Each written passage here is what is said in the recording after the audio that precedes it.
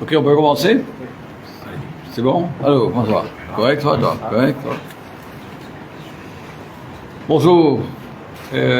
Bonjour la presse d'être venue ce jour chez Mauritius.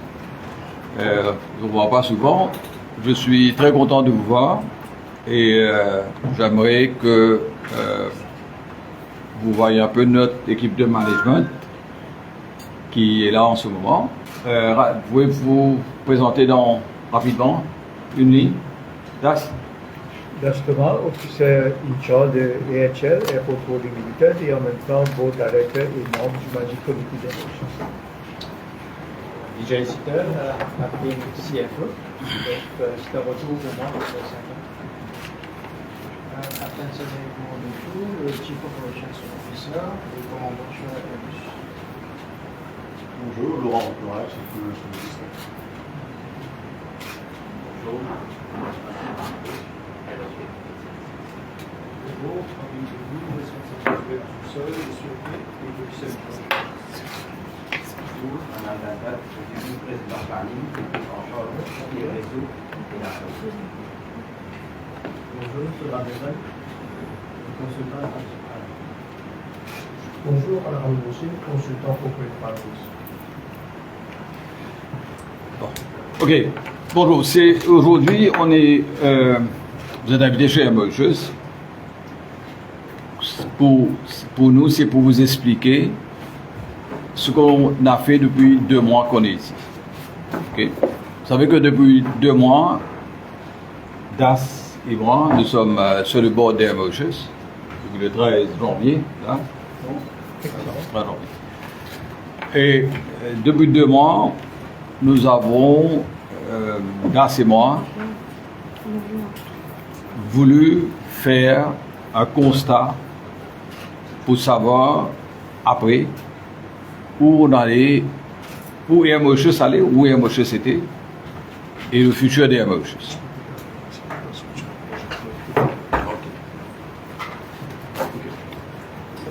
Je vais commencer par, on va vous expliquer un peu ce que c'est Air Mauritius en ce moment et après on prendra les questions. Okay. Mais seulement si en cours de route, quand je viens de vous expliquer quelque chose, vous avez une question, je peux le prendre rapidement, sinon vous gardez les questions à la fin. Ok, merci. On va commencer par le Financial Situation d'Air Mauritius.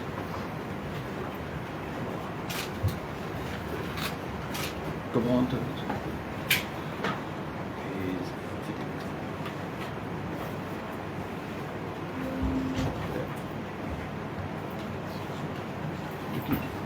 Stéphane, vous êtes là, hein? Ok. Premier, on va commencer par. Ah oui, il y a les micros. Je vois, il y a les micros. Les micros, on va essayer de retirer les micros.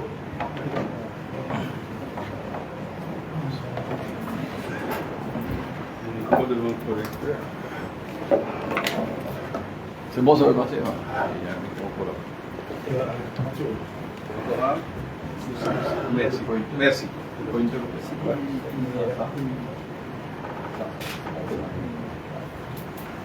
Bon, on va remonter à voir les financial audited accounts d'Air Mauritius.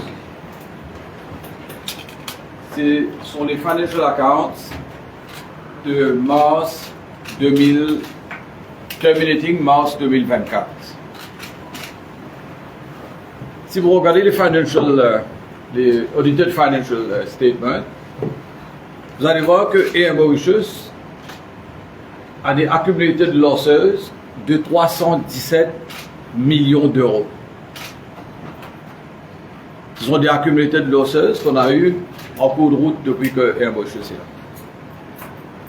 Et la valeur du jour aujourd'hui, notre shareholders, nous avons un déficit de 195 millions d'euros. On a un negative equity de 195 millions d'euros, qui est équivalent à 10 milliards d'euros. C'est ce que nous avons hérité quand nous sommes arrivés ici.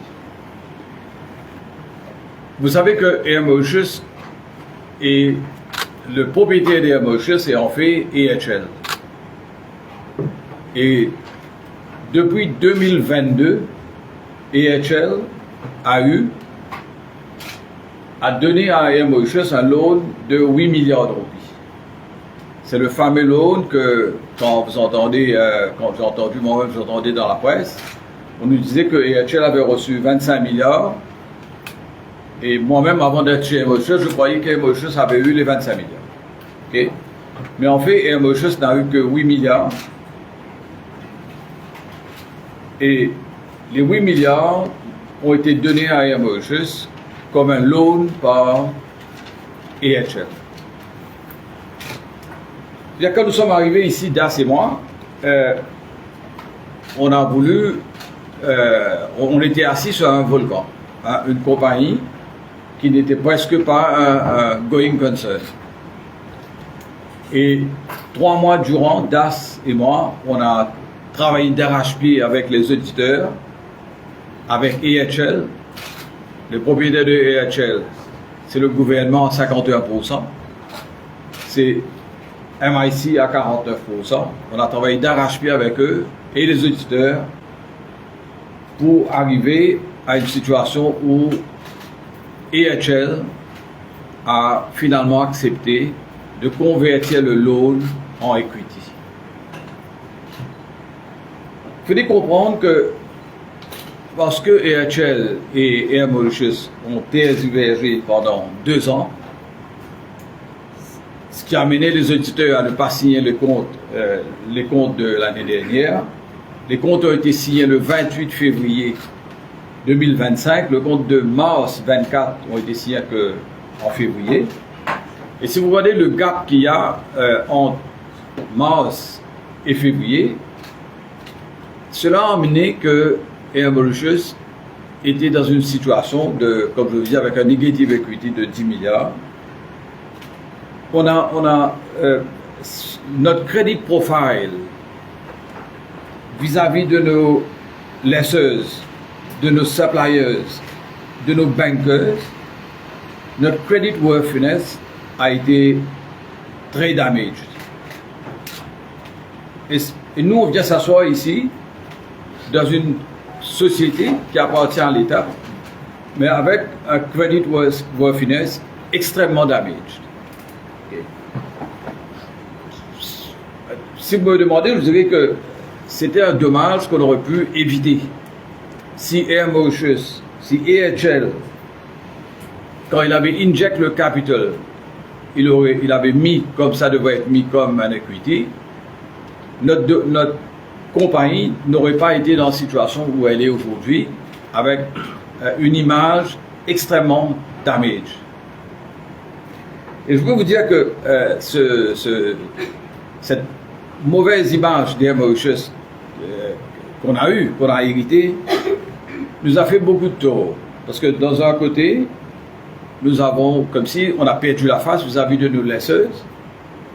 On a presque eu, vous savez, dans nos contrats avec nos lesseurs, quand on loue des avions, nous avons dans nos contrats, ils nous demandent de leur donner nos auditeurs d'accounts 6 mois au maximum après la fermeture des comptes. Et comme on avait déjà dépassé les 6 mois, 7 mois, 8 mois, on n'est pas arrivé jusqu'à 10 mois et demi, nos lesseurs étaient un peu, allons dire, not so sure de notre capacité d'opérer des avions si notre compte même n'est pas signé. Okay? Ce qui s'est passé aussi en même temps, parce qu'on avait un negative equity de 10 milliards de roupies, on n'a pas pu faire un fuel hedging. On n'avait pas d'argent, les compagnies n'avaient pas confiance en nous. On n'a pas fait de fuel hedging. Ça veut dire que c'était encore une perte qu'on aurait pu ne pas avoir. Voilà. Maintenant, si je regarde les comptes, je vais raconter sur les 115 millions. Il fallait que je vous raconte aussi qu'est-ce qui se passe dans Air Mauritius. En fait, nos comptes, comment ils sont présentés. Si vous voyez les comptes maintenant, vous allez voir que là, on est en train de parler de notre own aircraft operation. C'est bien ça. Ce sont ce que Air Mauritius travaille. Hein, dans tout le travail qu'Air Mauritius fait avec son avion et les services que Air Mauritius a, c'est pour ça qu'on a mis Operations and Services. Vous allez voir que on a déclaré dans nos livres, hein, dans le financial statement qui est signé maintenant, on a déclaré un profit de presque 2 millions d'euros. C'est-à-dire, quand vous allez regarder le chiffre, vous allez dire qu'on a gagné 100 millions de roupies. Mais quand vous diguez dans les chiffres, okay, vous allez remarquer qu'on a aussi de income of non-NK operations. Ça, c'est de l'argent qu'on reçoit avec les autres agreements qu'on a, les autres agreements commerciaux, mais ce n'est pas dans le travail des Mauritius. Right? Ce sont les autres activités qu'on a. Dans l'année, on a perdu 12, en fait, malgré qu'on ait déclaré un profit de 2 millions d'euros, en fait, on a fait un loss si on prend le non-operating income. Et en plus, dans nos financial accounts, on a eu un gain sur le foreign exchange. C'est-à-dire que la plupart de nos recettes sont en euros, on dépense en dollars, et s'il y a un mouvement dans le taux de l'euro et du dollar, on gagne de l'argent puis on perd de l'argent. Mais dans ces comptes-là, on a gagné de l'argent. C'est bien, mais vous savez, gagner de l'argent, c'est seulement une écriture. Hein? C'est pas un vrai gain. C'est une écriture le jour le taux était en notre faveur, voilà ce qu'on a gagné. C'est bien quand vous regardez Air Mauritius même, dans tout ce qu'on raconte, tous les avions qu'on a, tous les services qu'on a, tous les employés que vous voyez, on fait à la fin du jour, dans le own Air Mauritius Operations, on a perdu 19,45 millions d'euros. Parce que 20 millions. Ok? Ça, c'était pour vous montrer la situation des Air Mauritius aujourd'hui. Nous, quand nous sommes arrivés, déjà, on était arrivés dans le problème que je vous ai dit, que les comptes n'étaient pas signés. Et la première chose à faire quand vous arrivez dans une société qui a un negative equity, dont les comptes ne sont pas signés, c'est de voir quelles sont les mesures palliatives à faire tout de suite. Il y a des mesures qui sont, on va dire, pas significatives. Il y a d'autres mesures où il y a des postes de dépenses ou bien de revenus qu'il faut des revoir. Et quand on a regardé nos chiffres, on a dit, bon, le fuel ne va pas beaucoup changer. Et si vous regardez bien, le fuel a baissé en termes de dépenses, parce que le coût du fuel a baissé. Mais par contre, on a vu que notre côté maintenance avait beaucoup augmenté. Arrivé maintenant, là, maintenant on arrive, je peux l'éteindre maintenant, non? Ouais. Comment vous éteignez ça?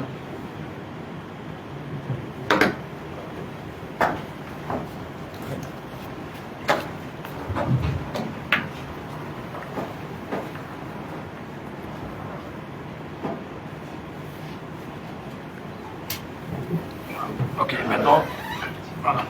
Ok, maintenant je peux vous installer votre micro, hein, s'il vous plaît. Ok. C'est bien là, mais bon.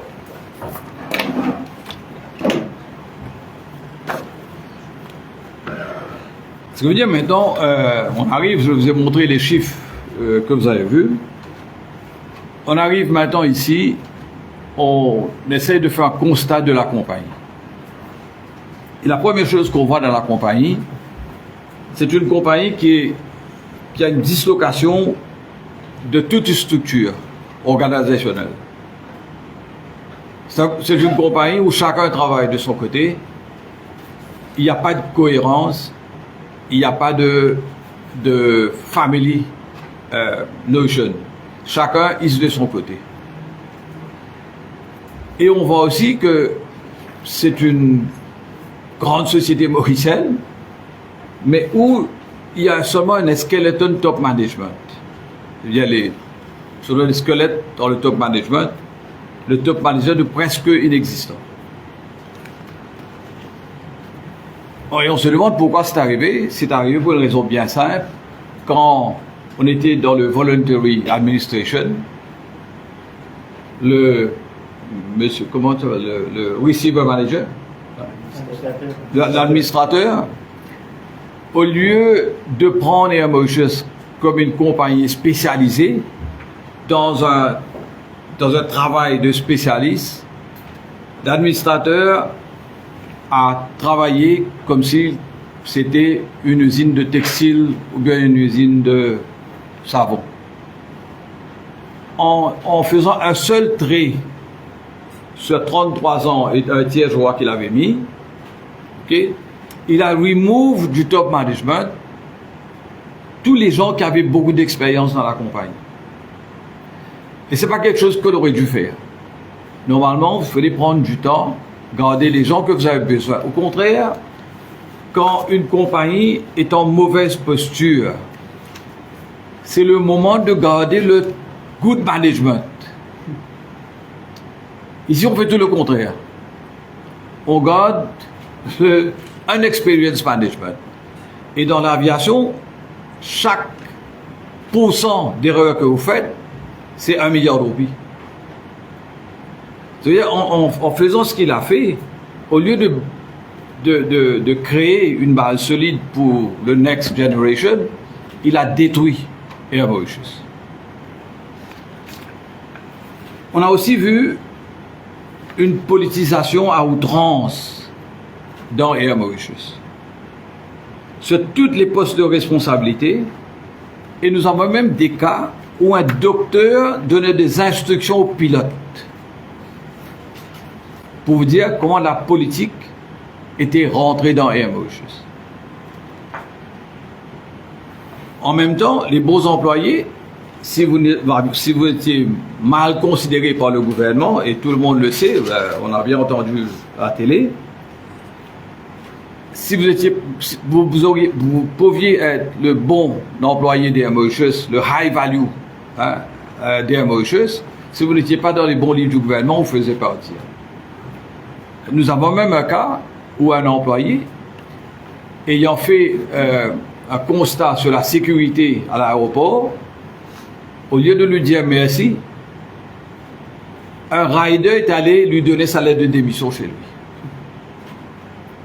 Pour vous dire où Air Mauritius était tombé avec le gouvernement. Maintenant, on a fait une erreur, on a mis les gens dehors. Les bonnes personnes dehors. On a mis les gens d'expérience dehors.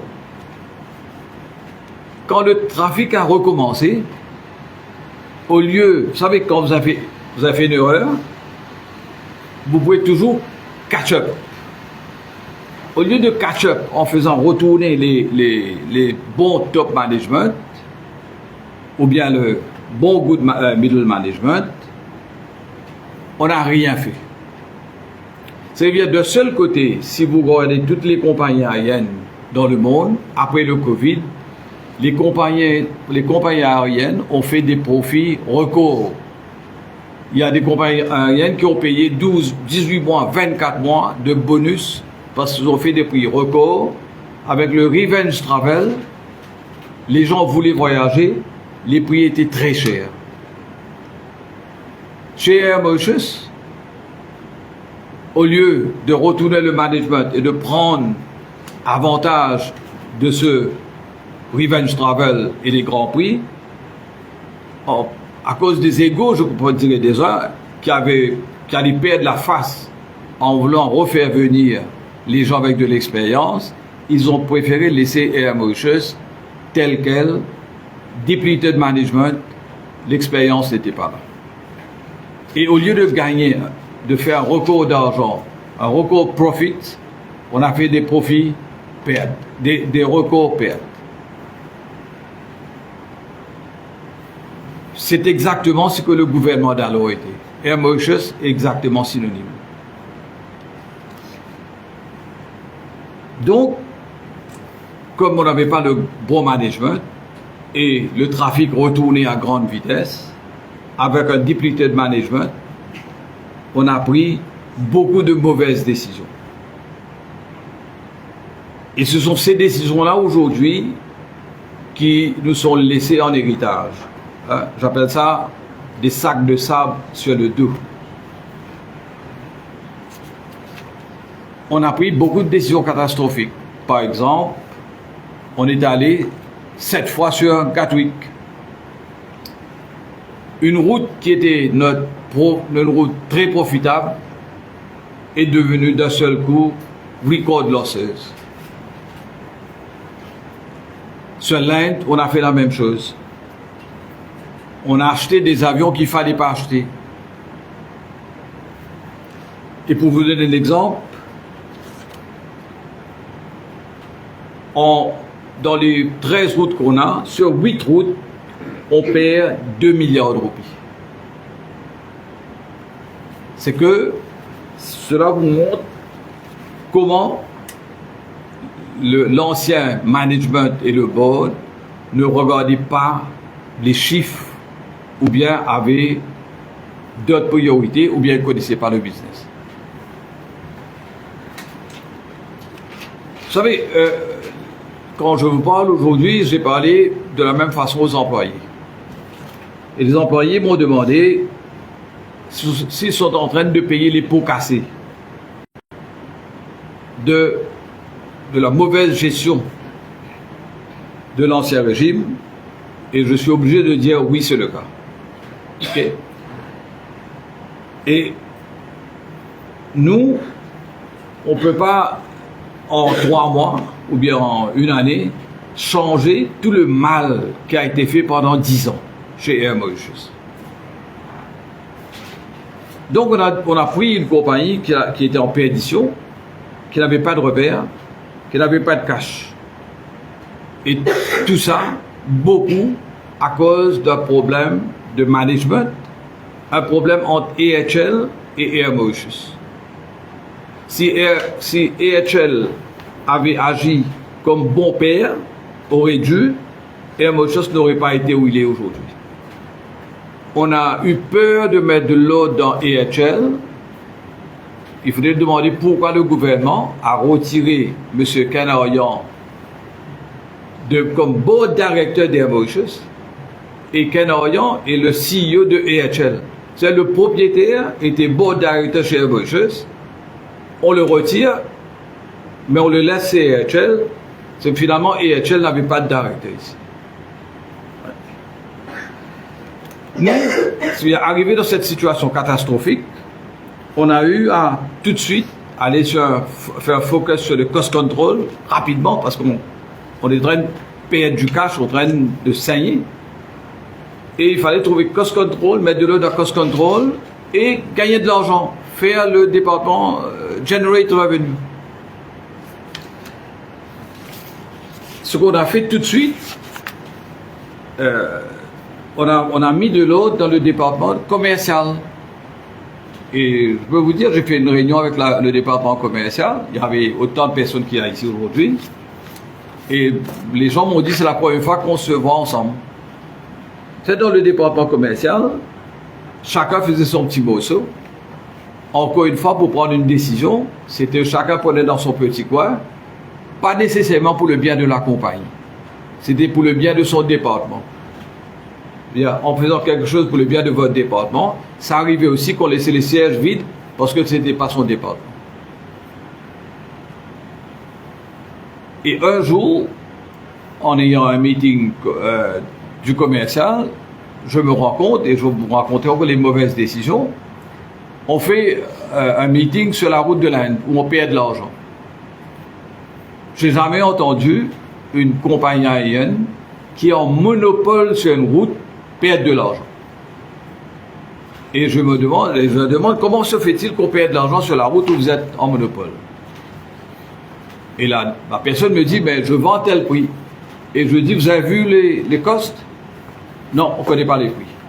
C'est bien, Air Mauritius vend des billets sans savoir quel est le coût pour transporter ce passager-là sur la route. Pour vous dire la décadence qu'on a eue dans Air Mauritius.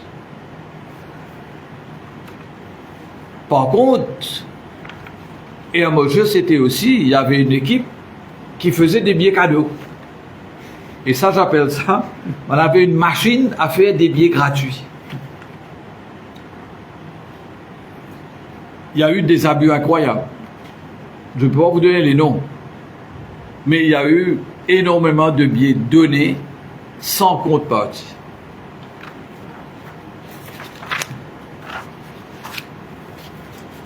Première chose qu'on a fait, malgré tout, malgré beaucoup de contraintes, on a fait venir M. Rokoura, qui est maintenant le Chief Commercial Officer. Et M. Rokoura, son travail est toujours de restructurer le Commercial Department. Et il a mis de l'ordre. On travaille ensemble maintenant depuis 2 mois. On a mis beaucoup de accountability dans le système. Beaucoup de responsabilités. On a refait la station de Maurice. On a refait le corporate sales. Et on a beef up le département commercial. La raison, c'était pour générer de l'argent vite et bien. Okay. On a aussi pris des gens dans le revenue management, dans le yield management. Laurent, c'est bon pour commercial? Oui, Correct. alors, c'est juste 1 mois en fait, on a fait tout ça en 1 mois. 1 mois, ok, merci. Ok, c'est la première chose, on a mis de l'ordre dans le département commercial. Vous savez, une compagnie qui dépense 30 milliards de roupies, qui n'a pas un bon système financier, vous êtes en train d'aller directement to hit the wall. Et ici, il n'y avait pas, allons dire pareil, Skeleton, c'était presque un one-man show dans la finance. On a fait venir tout de suite 3 personnes expérimentées, d'anciens et Mauritius, et on a fait venir Vijay Shittel comme Chief Finance Officer. On a fait Rana Ramdo Singh devenir comme Corporate Finance, et Jean Laval, la Chief, il est retourné comme Head of Treasury and Sales. OK? And risk. Treasury and risk. OK? Et tout de suite, c'est de mettre de l'ordre maintenant en vente, mettre de l'ordre dans les finances. C'est à partir de là qu'on peut commencer à connaître les coûts de notre opération. On a fait, disons, je vais prendre l'exemple, pour que maintenant les finances et le commercial commencent à travailler ensemble pour connaître les coûts et les dépenses. Ils ont fait, le nouveau management, ils ont fait une équipe qui s'appelle le FinCom, qui est là pour mettre de l'ordre un peu dans les comptes et s'assurer qu'il y a une added value à chaque fois qu'on va sur une route. C'est le 2e département où on a mis de l'ordre. 3e département, tout le monde sait qu'on a eu beaucoup de problèmes dans le département technique. Et si vous avez vu dans le tableau que je vous avais montré, le département technique, vous savez, d'un côté on ne gagnait pas de l'argent, d'un côté on ne vendait pas bien, et d'un côté le département technique dépensait beaucoup d'argent. Et on a vu notre département technique qui était à 15% de notre cost et monté à 19%, et notre département technique est devenu la plus grande poste de dépense chez nous, 2e plus grande poste de dépense. Le département technique dépense 5 milliards de roupies par an chez nous. Et là, on a vu tout de suite, c'était un point of concern. Et c'est la même chose. Dans le département technique, le chef de département était suspendu. Bon, il me dit sans raison, parce qu'on a dû le retourner. On l'avait suspendu et on avait nommé d'autres personnes à sa place. La première personne nommée est partie parce qu'il ne pouvait pas faire le travail. 2e personne nommée, partie parce qu'il ne pouvait pas faire le travail. Et on a dû retourner M. Ramrouk, qui avait été suspendu, et le retourner. Il est maintenant chef du département technique chez nous. Voilà un département qui dépense 5 milliards de roupies, qui n'a pas un chef digne d'être un chef. OK? Parce qu'il a été parachuté. Vous savez, il y a des jobs où on peut parachuter des gens. Il y a des jobs qu'on ne peut pas parachuter des gens. Technique, c'est un spécialiste dans son travail. Entre-temps, tout le monde sait, la compagnie a eu beaucoup de pannes, a eu beaucoup de mauvaise publicité. Et ce qui s'est passé maintenant, donc, on est retourné tout de suite, on a pris 3 personnes dans le technique, on a amené 3 anciens chez lui aussi, qui travaillent maintenant, qui le supportent. Et dans le département technique, on avait remarqué aussi qu'il y avait eu une exode d'employés et avec le retour des avions, il était extrêmement short of staff. Et ce qu'on a fait chez lui,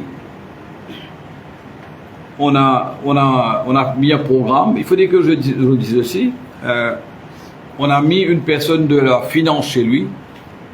Et encore une fois, beaucoup de fois, vous allez voir le même constat qu'il y a eu. Bon marché coûte cher.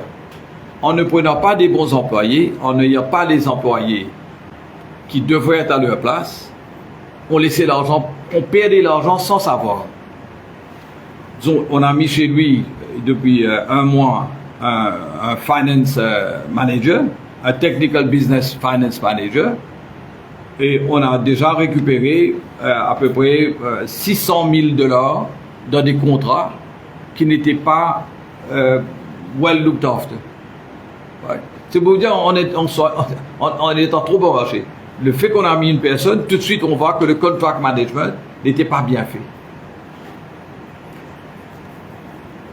Il y a en ce moment le département technique, on a acheté beaucoup de pièces. Okay, on a des pièces. Les pièces d'avion, ils ont une limite de durée de vie. On a en ce moment dans le stock à peu près 9 millions € de obsolete stock. C'est-à-dire qu'on ne pourra pas s'en servir, il va falloir les vendre presque comme scrap metal. Ce département-là, il fallait le push tout de suite. Et là, il fallait que je vous dise, Monsieur Cartier, je dois rendre à César ce qu'il y a à César. Ouais. Monsieur Cartier a fait du bon travail là-bas. Il a fait un accord avec Polytechnics Mauritius et dans un programme qu'il appelle le Skilling Beskai, ok, où ils vont prendre 48 personnes dans un 3-year programme et ces gens-là vont devenir des aircraft technicians dans 3 ans. C'est bon ça? Non, aircraft technician après. Ok? Et ça c'est le travail de M. Cartier. Il a fait un très bon travail dedans. À partir de avril, on va prendre 12 techniciens qui vont être trained comme Light Aircraft Engineer, License Engineer, et on va prendre 16 Graduate Engineers qui vont être qui vont faire du support. Ok? C'est-à-dire, si vous remarquez, c'est un bon beef-up qu'on est en train de faire du département technique.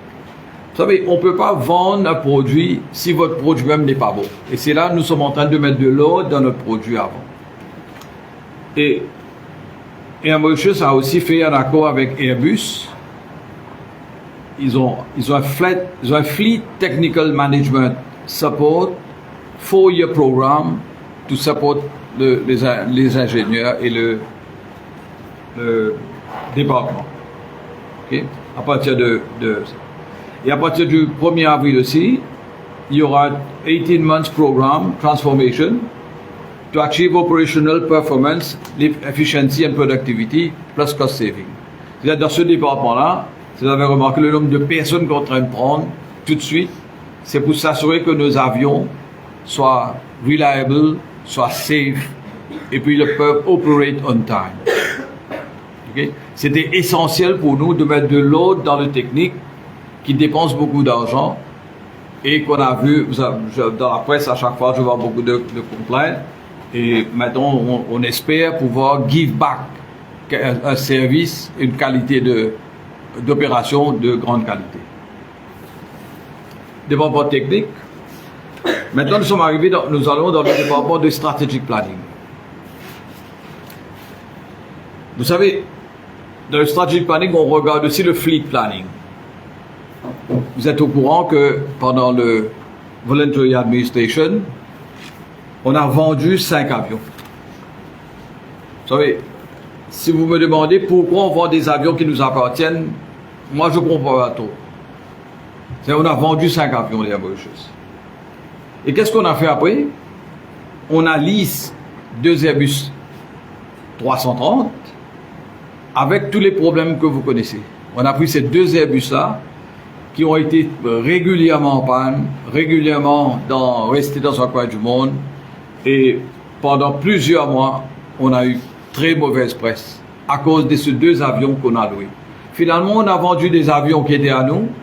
On a loué des avions qui sont plus vieux de ce qu'on a vendu.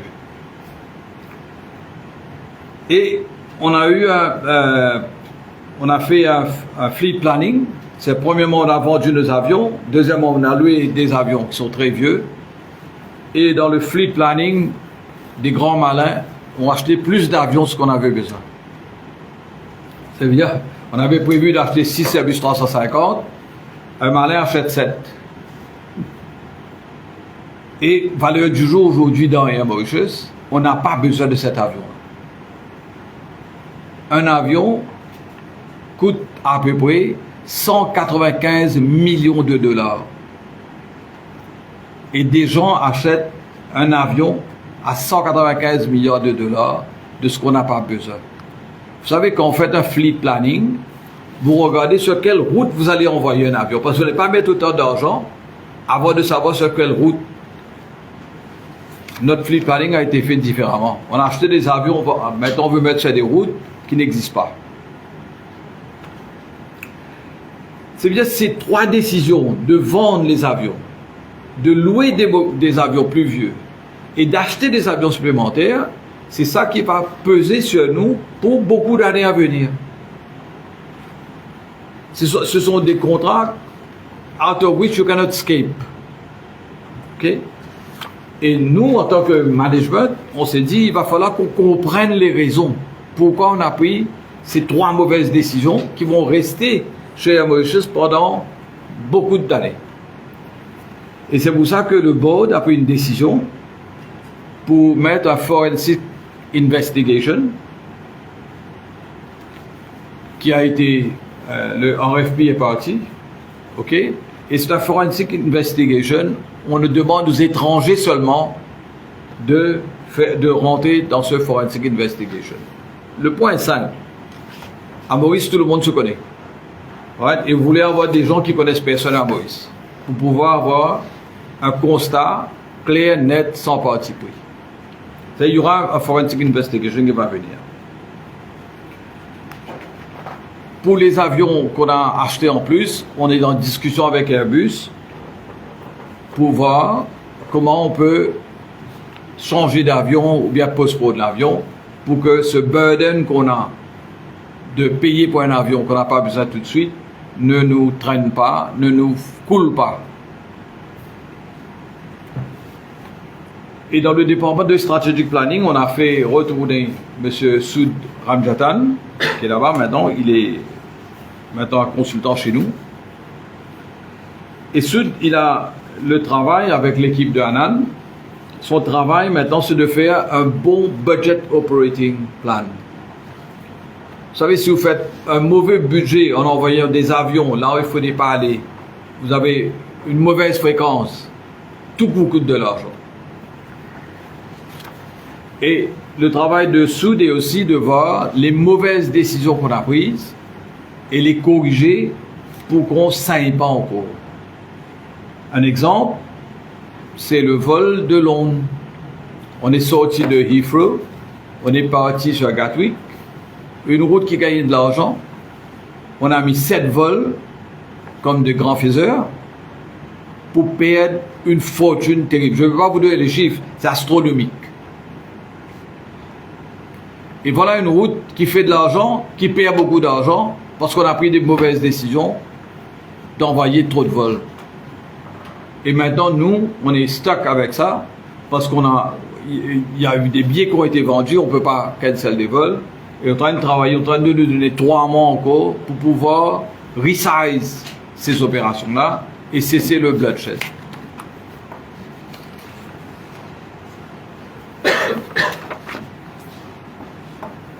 C'est le but du département maintenant. On est en train de travailler maintenant sur un budget plan et un future outlook de 5 à 7 ans qu'on va mettre de l'autre maintenant et retourner avec un new setup.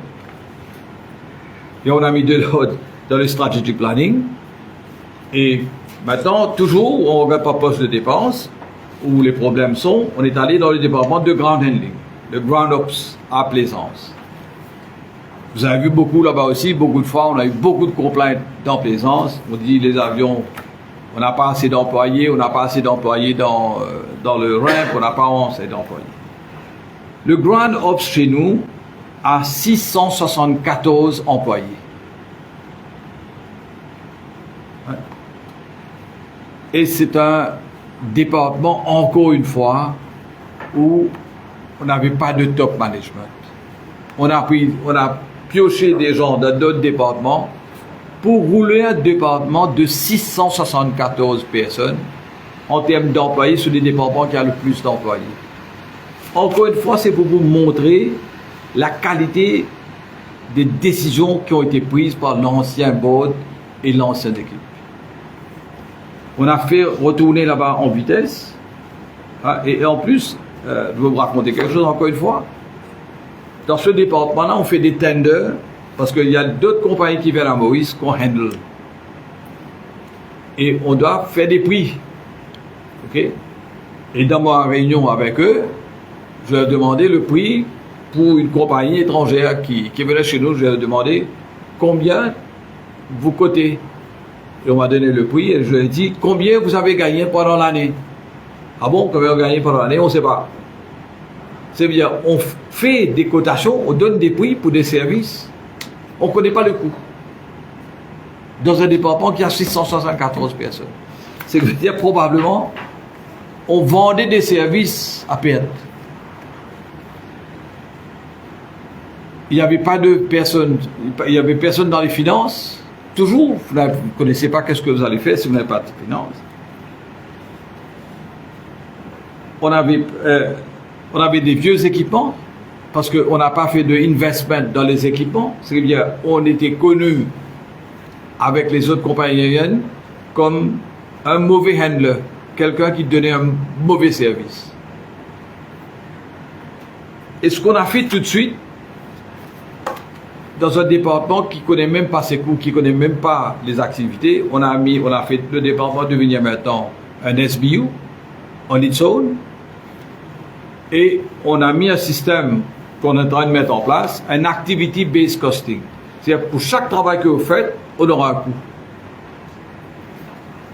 Et on a fait retourner M. Pravin Jogu, qui est maintenant le chef du département handling. Dans ce département handling-là, juste que vous sachiez un peu les choses qui se passaient, je vais vous donner un exemple. On s'est plaint, il y a quelque temps, quelqu'un s'est plaint avec moi.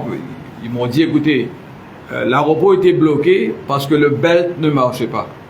Hein, c'est parce que on se rend compte que les belts ne marchaient pas parce que quand je mettais les valises sur les belts qui allaient en bas, où l'employé doit le prendre et le mettre dans un container, et un Mauritius n'avait pas de container. Il a fallu attendre qu'un avion vienne avec des containers, qu'on retire les valises des arrivées pour remettre des containers au départ. On a essayé de faire le compte avec Pravin. On doit avoir 447 containers et on trouve que 80 sont disparus. Qu'est-ce qui s'est passé? Toujours négligence et un laisser-aller des protégés. La personne qui travaillait là-bas était ce qu'il était, on ne pouvait rien faire. Okay? Et quand on me dit 80 qu'on ne voit pas, il y a encore d'autres qu'on ne sait pas où ils sont. Hein, à peu près 200.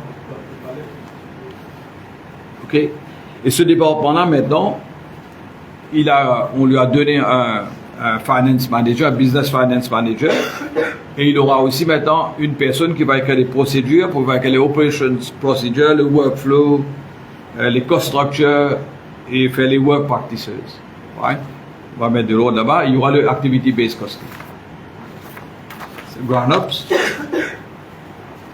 L'autre département on a essayé de remettre à jour et de comprendre, c'était le flight ops, avec Samir comme chef de département.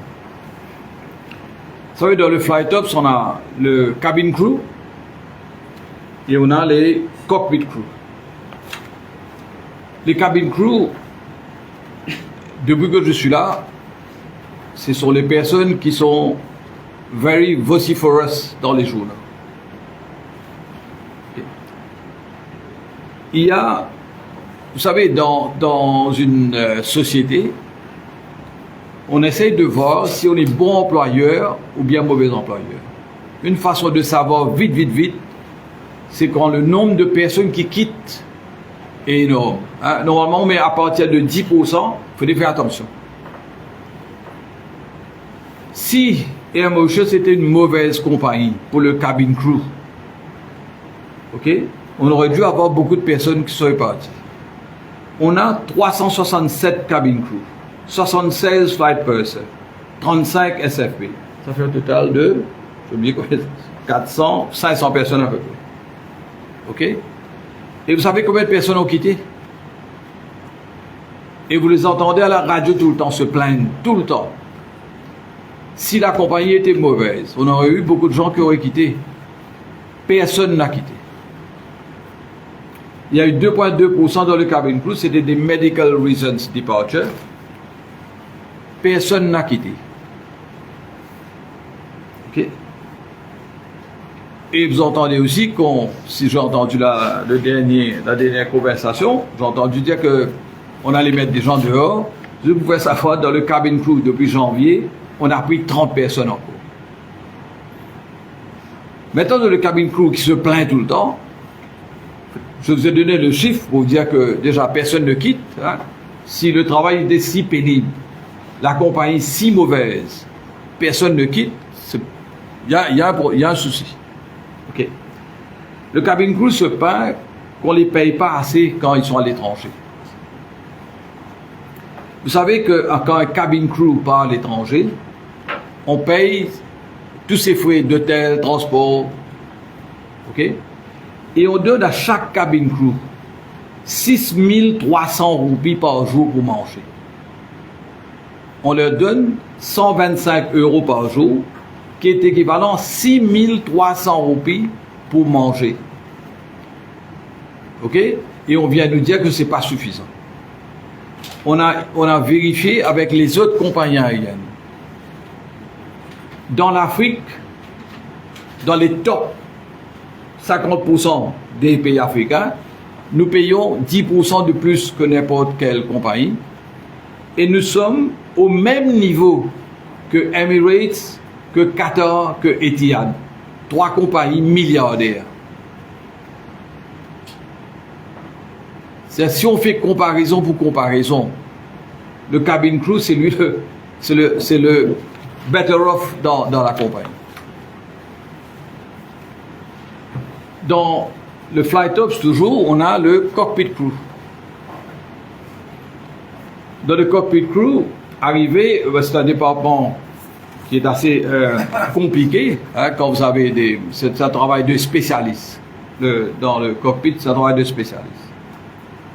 Je vous ai raconté qu'il y a même eu des cas d'un docteur qui a mis son nez dans ce département-là. Dans le cockpit crew, on a 118 Mauriciens et on a 53 étrangers. 171 employés. Notre but dans le cockpit crew, j'ai une réunion avec Samir, l'équipe des étrangers, pilotes étrangers, l'équipe de pilotes mauriciens. Je fais comprendre à tout le monde maintenant notre travail pour qualification égale, niveau égal, le Mauricien aura priorité. J'ai fini de dire aux étrangers aussi que nous, on va Mauritianize le maximum possible.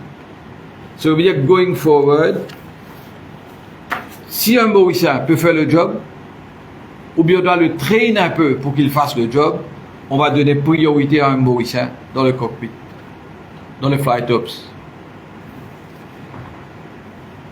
Dans le département flight ops, nous avons des first officers, first and second officers ATA et Jet. On n'a pas eu d'attrition, il y a eu 2 personnes qui ont quitté. Mais par contre, nous avons une équipe là-bas dans le first officers, les Jet first officers, on a eu 10% de personnes qui sont parties. Je vous ai dit, quand ça arrive à 10%, ça doit commencer à ring the bell dans les oreilles.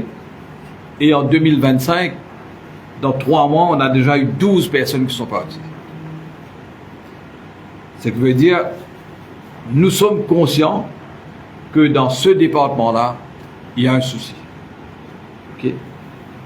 Je vous ai redit que on a vu le capitaine de RTR, personne n'est parti, 17. Le capitaine jet, 60. On a 60 capitaines jet et 4 personnes sont parties, c'est fair dans le attrition. Il y a un problème dans ce département-là. Je vous ai dit, ce sont des spécialistes qui travaillent. Notre travail, c'est de ne pas laisser les spécialistes partir. Et on a un autre souci dans ce département-là. On dépense 80 millions de roupies par an que dans le training. On a un mandatory trading pour renew les licences. Et on paye pour aussi les pilotes de sortir du ATR pour aller dans les jets. Et on paye les copilotes ATR pour aller dans les jets aussi. Ce sont des upgrades. Des upgrades. Et nous payons le training pour upgrade les pilotes. Right? Et dans ce upgrading-là, la plupart sont des Mauriciens. La plupart sont des Mauriciens en seniorité. En seniorité. Okay. Le problème aussi, il y a ici qu'on paye le training, mais après, quand la personne a fini de faire son contrat, la durée de son contrat, il a 3 ans de... Il a 4 ans il a un bon pendant 4 ans, et après ce 4 ans-là, il peut partir. Il peut partir. Et on a eu 19 personnes qui sont parties. Ce qui veut dire on a traîné des gens, maintenant qu'ils ont de l'expérience, ils partent. Okay? On est devenu une pépinière et on perd de l'argent dans le training et dans l'expérience. Okay? C'est un département où nous avons un problème, nous sommes conscients du problème et on va remédier très vite. En fait, dans ces mois, dans notre programme de travail pour voir les syndicats, on a fini de voir tous les syndicats, mais on va commencer à attaquer maintenant le travail de parler aux employés. Les pilotes et les Light Aircraft Engineers sont les deux qui vont passer chez nous le plus vite. Et qu'est-ce qu'on fait aussi maintenant pour pallier à ce départ des pilotes-là? On est en train de faire un roadshow en Afrique du Sud pour recruter des pilotes. On va faire un roadshow. On a développé, ça c'était fait par Cartier, ça, hein, le pilot programme. Non, ça a tout le temps été là. Ah bon, c'était on là. a initié le Mauritian Pilot Development Program, qui est pour recruter les jeunes Mauriciens qui sortent de l'école de pilotage, pour les prendre sur la TR, les former, et d'ici 2 ans passer sur Jet où on a un gros nombre de pilotes. Ah. Ça veut dire en ce moment, on a 80 Mauriciens qu'on a pris. 80 Mauriciens qui So, ont été eligible. shortlist. Shortlist. Ah. Et s'ils mettent les conditions des Mauritius, on va aller recruter dans ce programme-là. Et encore une fois, je vous dis, nous ne sommes pas des spécialistes dans tout. Pour nous aider à mettre de l'ordre dans ce département et à nous donner un bon programme pour Mauritianize, pour garder les pilotes, pour faire retourner les anciens pilotes, on va prendre une compagnie de consulting qui va nous proposer, à qui on demandera de nous proposer un programme pour Mauritianize et un programme pour avoir un better career path pour les Mauriciens.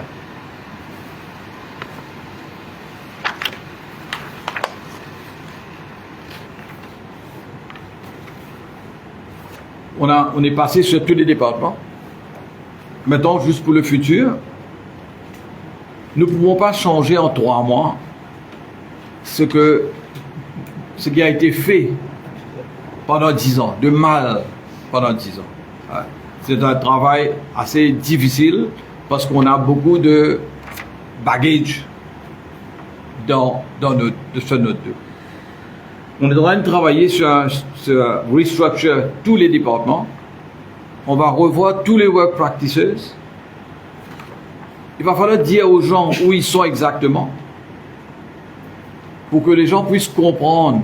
Vous savez, nous sommes une compagnie, on appelle ça un legacy airline. On est là depuis 57 ans, on a ramassé beaucoup de fat, on a ramassé beaucoup de gras. Il y a eu beaucoup de mauvaises manières qui sont rentrées dans chez nous. Il y a beaucoup de mauvaises façons de faire qui sont ancrées chez nous. Notre travail maintenant, c'est de faire tout le monde comprendre que c'est l'heure de travailler dans des conditions où il y aura une accountability et vous allez être responsable de votre décision. Nous voulons aussi être un employeur où le fairness prevails, où le hard work is rewarded, et nous sommes en train de travailler d'assez moi sur un programme de profit sharing avec les employés, et un endroit où les gens vont grandir through merit et ne pas de protection. Vous savez, et pour dire à la fin, ce que j'ai fait comprendre à tous les employés aussi, cette compagnie, le propriétaire de la compagnie, c'est le gouvernement de Maurice. Le gouvernement de Maurice, c'est la compagnie et owned par le public mauricien. C'est-à-dire nous sommes accountable au public. Et nous ne voulons pas être un trou sans fond pour le gouvernement ni pour le public. Quand on demande de l'argent, quand on a un begging bowl, on demande de la charité au gouvernement, c'est-à-dire au public. Nous voulons être fiers de notre travail, mais pour pouvoir le faire, il y aura beaucoup de décisions à prendre. Beaucoup de décisions qui vont être contestées ou pas contestées, mais nous sommes disposés à montrer à chaque fois qu'il y aura lieu ou besoin de montrer les chiffres et les raisons de nos décisions. Okay. Je crois, j'ai fini et je vais prendre vos questions. Combien de temps vous allez retourner à profitable, pour le bien profitable? Nous sommes en train de travailler sur un zero budget programme pour l'année prochaine, de ne pas faire de profit, de colmater les brèches l'année prochaine, parce que là on est déjà tied up avec le nouveau ça. On espère dans une année, on devrait être au même niveau à break-even point, et dans 2 ans, dans la deuxième année, commencer à gagner de l'argent. Okay? Nous sommes en train de aussi voir, vous savez, si vous ne voulez pas changer le modèle des Mauritius.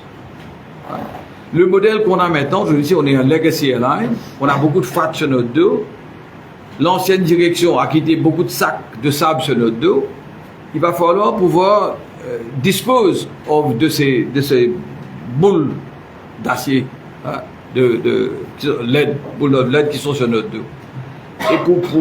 Et dans l'aviation, beaucoup de contrats sont tied up 1 année, 2 ans, 3 ans.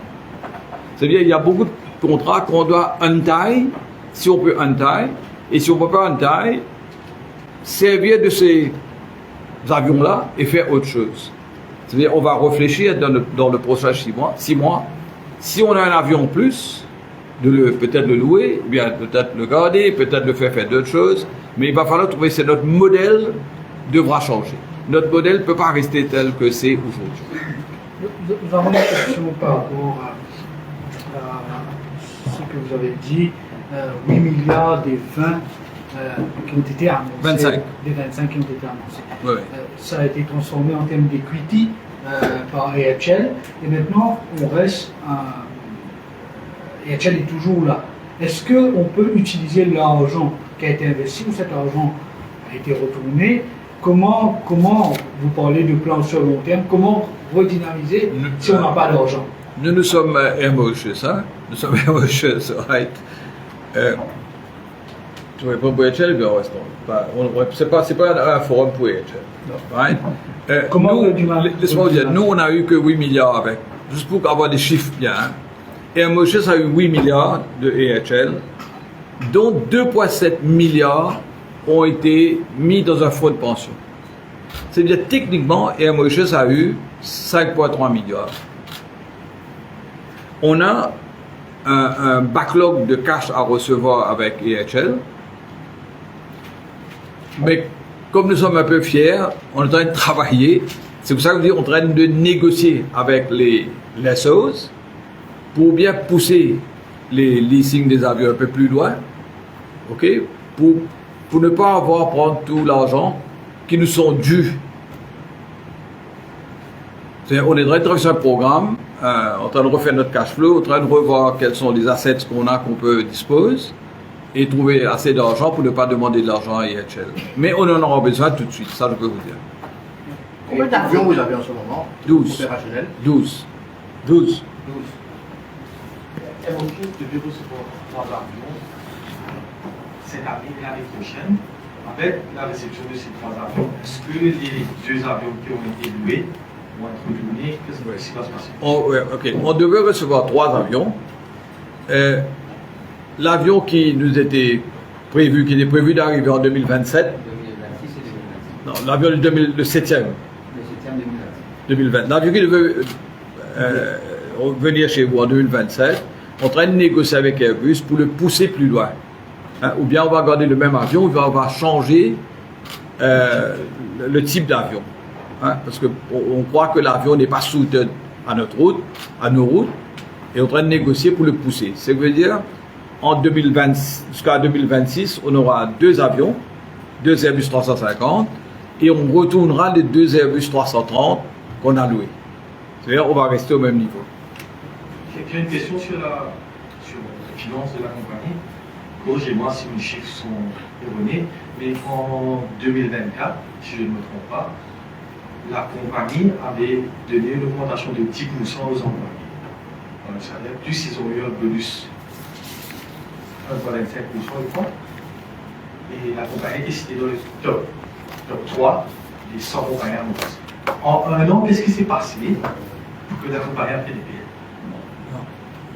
Parce que c'était en 2020. Top 100, c'était EHL. Oui, EHL. EHL, hein, c'est pas... Les ouais. subsidiaires, mais Ouais. les employés ont eu 10%. Les employés ont eu de l'argent, c'est toujours, je vous dis encore une fois, une compagnie qui n'a pas de bon comptable, qui n'a pas une bonne comptabilité, qui n'a pas un good governance, voilà ce qu'il fait. Il donne l'argent qu'il n'a pas. Et c'est ce qui s'est passé. Ouais. Rien n'a changé.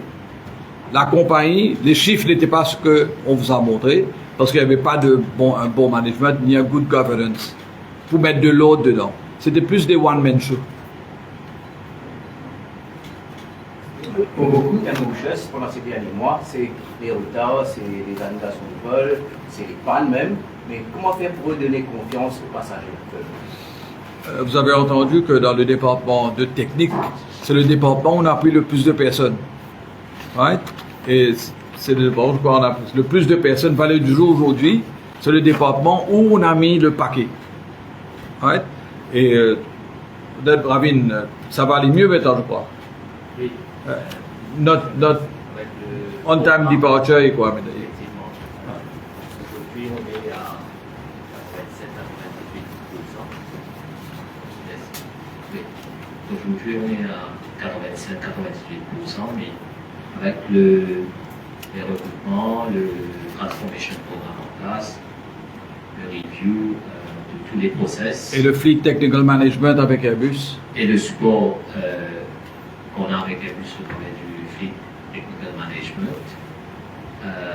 On target de continuer à améliorer cette performance éventuellement pour arriver à des chiffres qui sont au standard de l'industrie.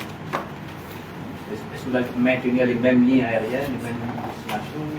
Non, c'est pour ça que je vous ai dit, on est en train de faire un budget operating plan pour revoir chaque route et prendre des actions sur les routes où on est en train de saigner. Okay? Si on garde les mêmes routes, on fait faillite plus rapide. Ouais. Status quo is a no-go.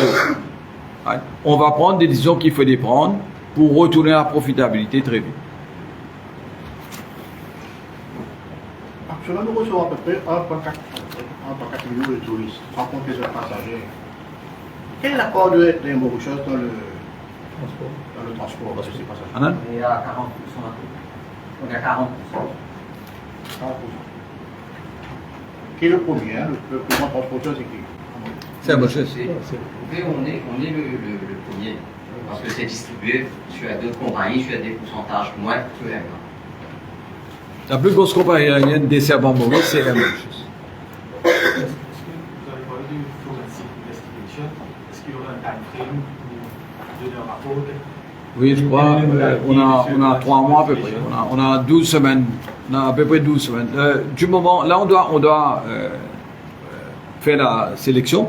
Hein, et après ça, 12 semaines à peu près. Terminons sur un mot sur Rodrigue.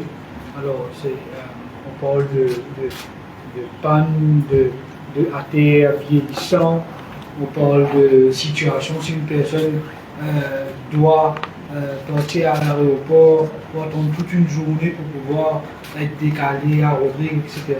Comment comptez-vous, l'administration, régler ce problème-là, pas seulement pour les Mauriciens qui partent en vacances à Rodrigue, mais pour les Rodriguais qui souffrent de ce mal? Ok. Vous savez, sur Rodrigue, on est en train de changer nos ATR 72. 500, donc on a 2 ATR 72-500 qui ont 16 ans d'âge. Donc on va les remplacer par des ATR 72-600.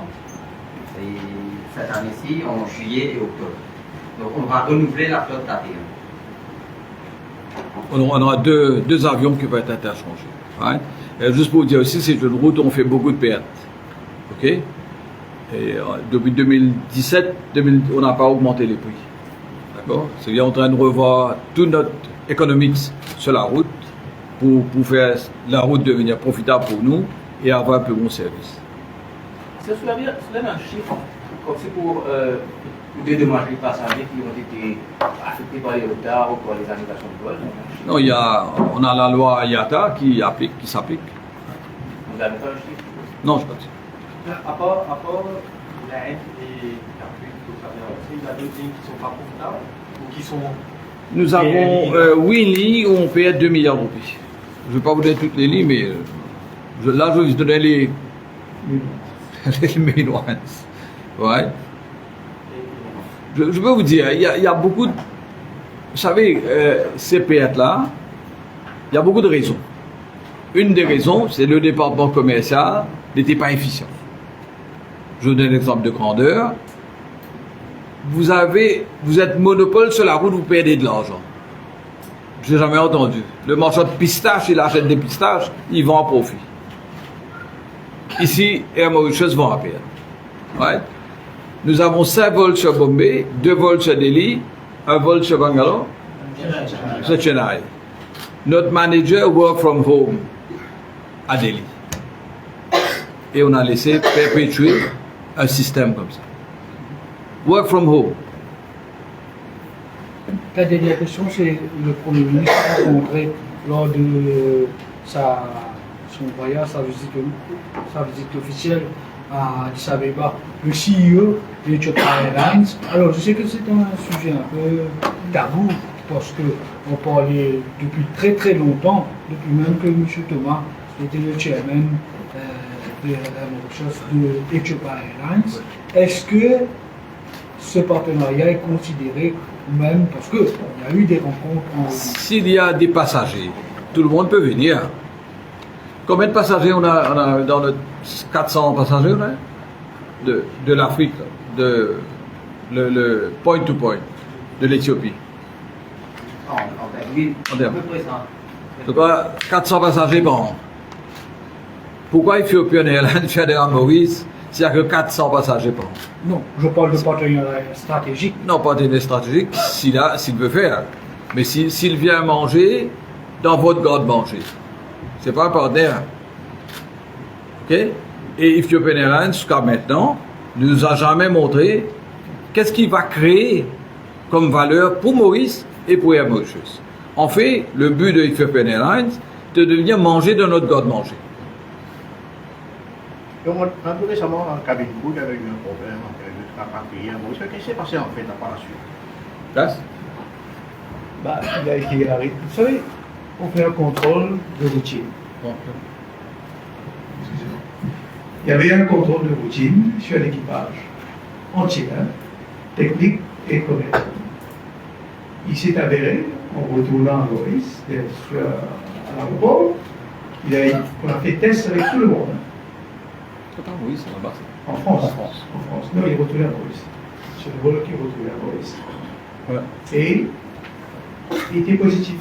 Une fois, deux fois. Par la suite, il a été envoyé pour faire un test de sang. Positif également. Donc, il a été retenu par les autorités et il a eu à passer devant un magistrat. Et entre-temps, le vol est retourné. Et quand il a été release par les autorités françaises, il est retourné par un passager. Et pour l'instant, il est suspendu. Il va passer devant la police disciplinaire. Alors, ce que vous avez dit là, qu'est-ce que vous voulez dire aux cabines pour les remotiver? Il y a quand même pas mal dit sur les cabines pour aujourd'hui.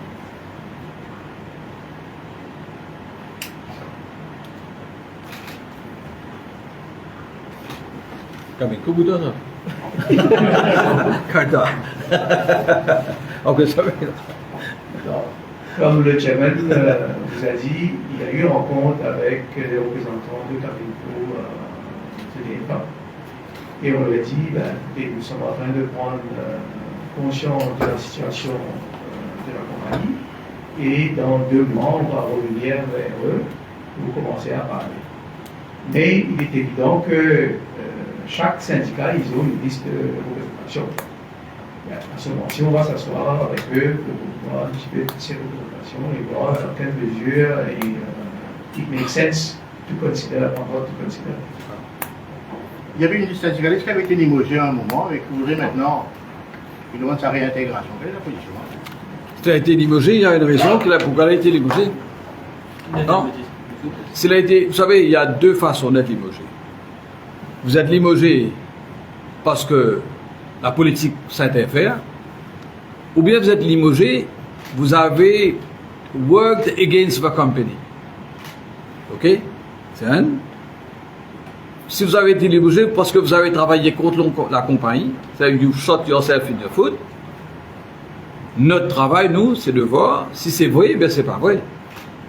Si c'est vrai, si la personne a fait des choses contre la compagnie, nous ne pouvons pas, nous. Et si la personne, vous savez, une personne, beaucoup de fois, c'est l'atmosphère qu'il dégage. Si vous avez, on va emmener une personne qui va dégager du bad blood. Il faut faire attention. Ouais. Si on commence à prendre les mauvaises décisions nous-mêmes, mais qu'est-ce qu'on aura à dire aux employés après? Ça veut dire qu'on doit faire une enquête sérieuse. S'ils ont fait des choses contre la compagnie, we will take the decision that needs to be taken. Right? Mais si ça a été à cause de la politique, on prendra la décision qu'il faudra. On est en train, on a dit, on va attendre 2 mois.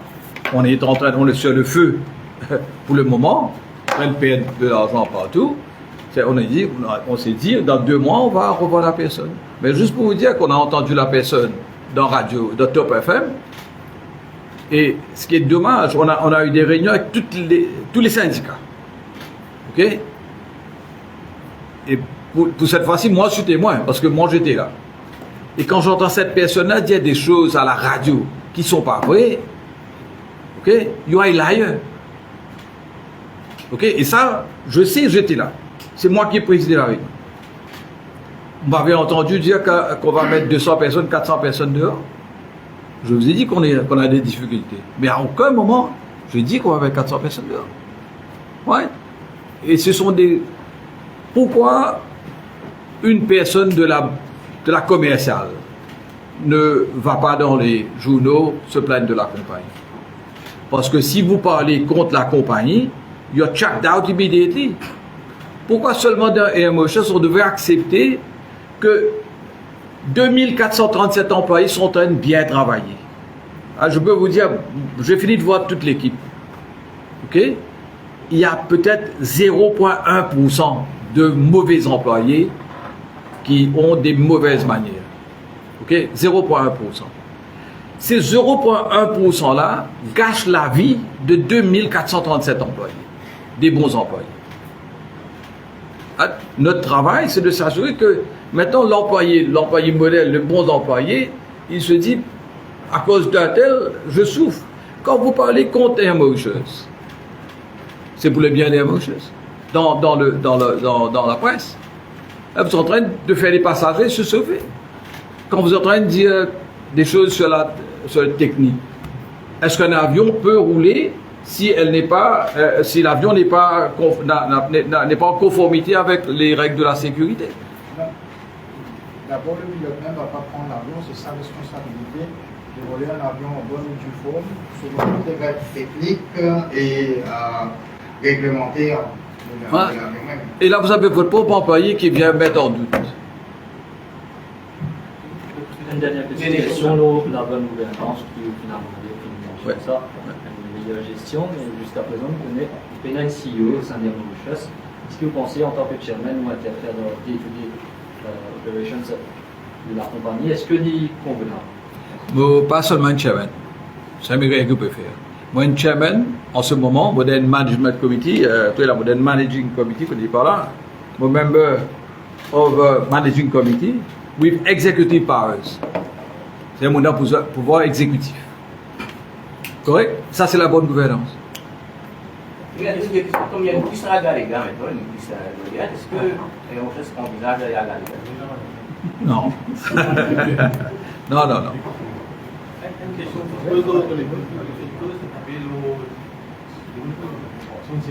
l'équipe qui est gratuite, qui est radio, quelque chose comme ça, ça a toujours existé sous différentes administrations, différents gouvernements, Pas ça l'ampleur. dans d'autres forums, on ne connaît pas l'ampleur. Est-ce qu'il peut y avoir ça fait ça, il y aura plus. Je vais vous dire une chose. Depuis qu'on est arrivé, Laurent, Das et moi, on a mis en place tout de suite tout upgrade cancel, tout billet cadeau cancel, tout sponsorship cancel, tous les family trip cancel. Tout a été cancel. Je peux vous dire, j'ai 25 appels par jour. Tout le monde dehors, ministre tout. Ministre, l'ambassadeur, d'autres pays tout. Right? Tout dehors. Right? Juste pour vous dire. Et on a les instructions de la compagnie, et que si quelqu'un fait un billet gratuit, sans contrepartie, valable, right? Dehors. It's a gross misconduct. On va le mettre dehors. Personne n'a le droit de upgrade, parce que le grand problème que je voyais, que mes amis aussi me disent, tous les gens qui ont de l'argent sont camarades avec toi pour être upgrade. C'est ce qui se passe à Emotions. Right? Pourquoi vous allez payer quand quelqu'un va vous upgrade? Ça n'existe plus. Right? Et je peux vous dire, quand je dis il y a eu des abus, beaucoup. Je peux vous dire, même jusqu'à maintenant, en train d'arrêter des billets qui ont été committed contre une cancel. Okay? On avait une machine ici qui faisait des billets gratuits. Est-ce qu'on peut chiffrer À peu près entre 70 et 100 millions d'euros. Qu'on va 70 et 100 millions d'euros, à peu près. Hein? Tout dépend où, je n'ai pas les chiffres, où les gens allaient, dans quelle classe ils sont. Right? Mais à peu près.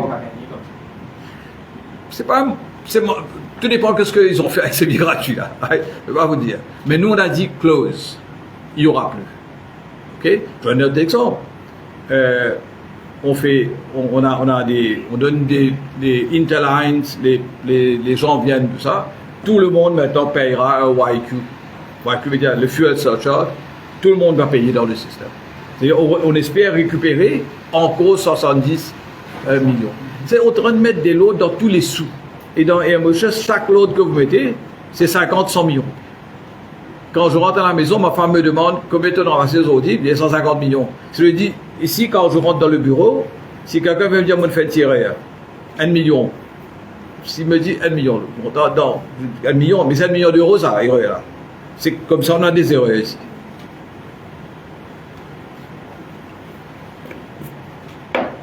C'est bon? Merci. Merci d'être venu. Merci beaucoup. Merci d'être venu.